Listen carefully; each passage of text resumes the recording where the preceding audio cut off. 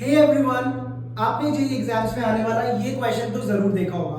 Question काफी ज्यादा confusing लगता है बट क्वेश्चन एक्चुअली में बहुत ही ज्यादा आसान है। देखिए इस वाले क्वेश्चन को अगर आप गौर से देखें तो आपको दिखाई देगा कि इस पर्टिकुलर इक्वेशन के अल्फा और बीटा एक रूट है।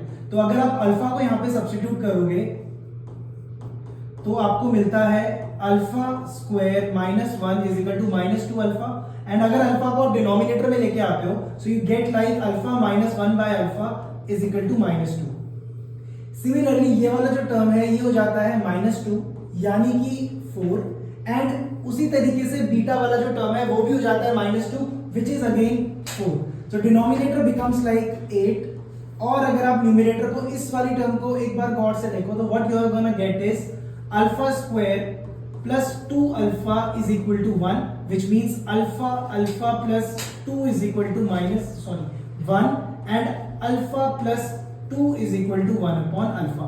तो इसी तरीके से alpha plus 2 कन्वर्ट हो जाता है आपका 1 upon alpha में which means 1 upon alpha 4 and similarly beta वाला बन जाता है 1 upon beta 4।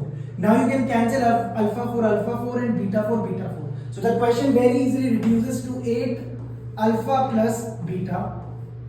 Now what actually is alpha plus beta equation से डायरेक्टली निकाल सकते हैं which is -2। So आंसर यहाँ पे बन जाता है -2। तो